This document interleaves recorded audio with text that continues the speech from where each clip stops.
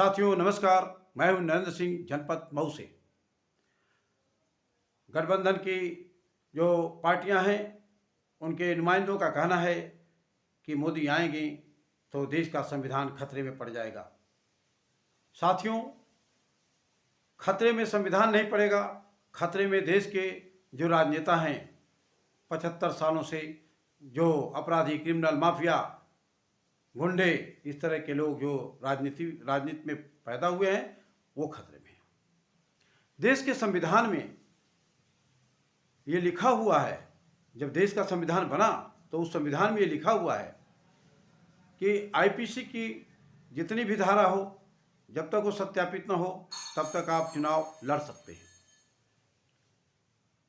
देश के संविधान में लिखा हुआ है कि आपकी उम्र कितनी भी हो आप चुनाव लड़ सकते हैं। देश के संविधान में ये लिखा हुआ है कि आप अनपढ़ हो, पढ़े लिखे नहीं हैं तो भी चुनाव लड़ सकते हैं। ये देश संविधान में लिखा हुआ है।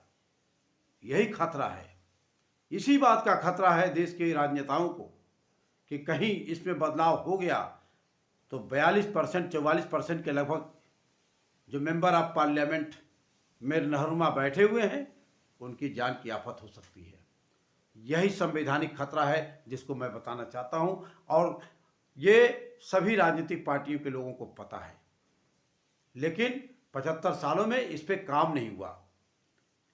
इस बार 400 के पार जब भारतीय जनता पार्टी होगी तो उसमें एक व्यक्ति है, माननीय नरेंद्र मोदी जी, जिसकी महत्वाकांक्षा है, महत्वाकांक्षा वाले व्यक्ति हैं और राष्ट्रभक्त हैं, उसमें कोई दो राय नहीं है।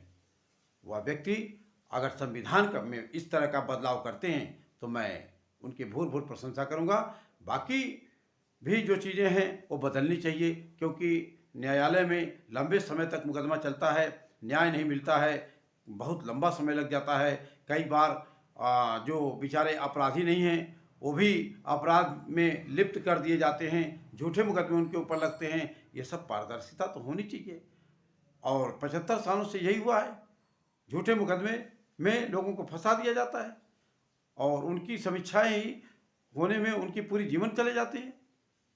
ऐसे देश के संविधान को अगर कोई खतरा कहता है तो निश्चित तौर से वो लोग गुनहगार हैं।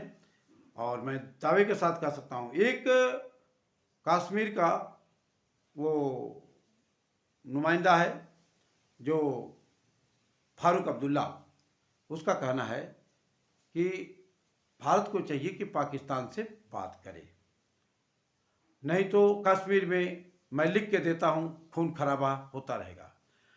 ऐसे अपराधियों को पैदा करने वाले, अलगाववादियों को पैदा करने वाले और उन्माद को फैलाने वाले फारूक अब्दुल्ला जैसे लोग जिस पार्टी के गठन में हों, वह पार्टी कितनी खतरनाक हो सकती है राष्ट्र के लिए। राष्ट्र के लिए बहुत ही खतरनाक साबित होगी। इसलिए मैं देश की जनता से अपील करता हूं कि फारूक अब्दुल्ला जैसे लोग जिस पार्टी के गठबंधन में शामिल हों, अरविंद केजरीवाल जैसे लोग शामिल हों, ऐसी पार्टी के गठबंधन के लोग सरकार में अगर आ गए तो देश की जनता के ऊपर विपदा आ जाएगी, सीरियल ब्लास्ट का शुरुआत हो जाएगा। क्योंकि यही करते थे फारूक अब्दुल्ला जैसे लोग। फारूक अब्दुल्ला जैसे लोग, मैं कहूँगा कि ये राजनीतिक नहीं है, ये आतंकवादी हैं। ये आतंकवादी संगठनों से जुड़ा हुआ व्यक्ति आतंकवादी कहा जा सकता है, इसमें कोई दो राय नहीं है। इसलिए ऐसे लोगों का साथ देश की जनता कतई न दे। सभी लोग भारतीय जनता पार्टी के पक्ष में वोट दे करके देश और राष्ट्र के निर्माण में अपना योगदान करें। जय हिंद, जय भारत।